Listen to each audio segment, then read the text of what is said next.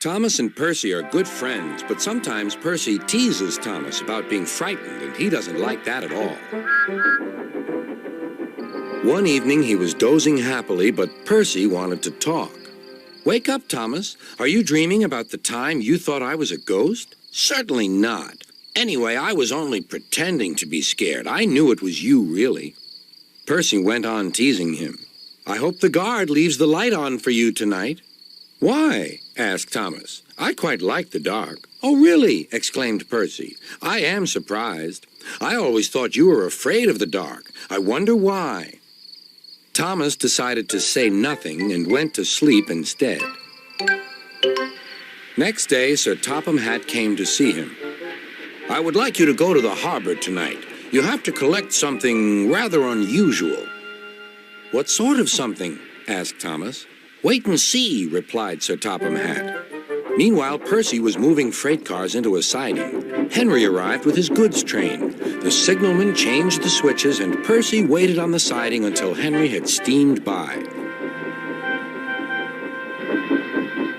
Then there was trouble. "The switches are jammed," called the signalman. "I can't switch them back for Percy. The workmen will have to mend them in the morning. It's too late now."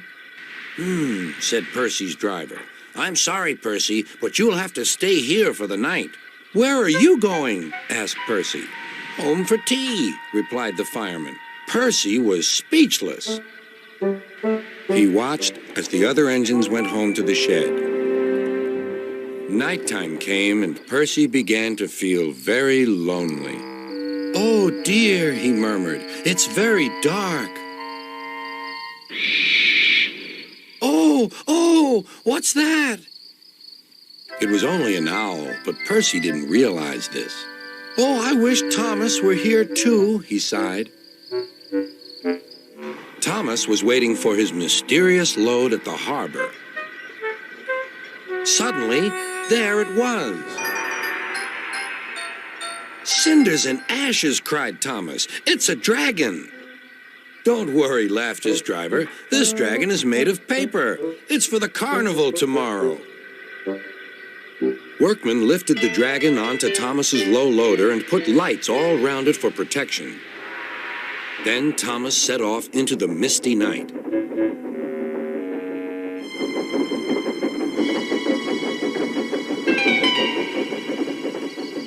Percy was asleep on his siding and had no idea that Thomas was approaching him.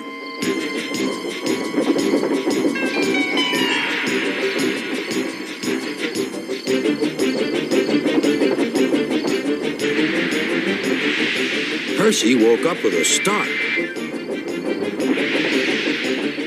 "Help!" cried Percy. "I'm not going to open my eyes until my driver comes." Next morning, the switches were mended and Percy puffed back to the junction. Gordon was just about to leave with the express. "You'll never guess what I saw last night." Gordon was in no mood for puzzles. "I'm a busy engine. I don't have time for your games." "I've seen a huge dragon. It was covered in lights." Gordon snorted. "You've been in the sun too long. Your dome has cracked." When the other engines heard the news, they laughed too. "Look out, Percy," chuckled James, "or the dragon may gobble you up." "No one believes me," huffed Percy. "Maybe I did imagine the dragon after all." But Percy soon found out that he hadn't. "Help! Save me!" cried Percy. "It's all right," whistled Thomas, and he explained about the carnival. "By the way, how was your night out?" Percy decided to tell Thomas the truth. "Well, Percy," said Thomas, "maybe we do get scared sometimes, but if we're not afraid to tell each other, then that means we're quite brave, too."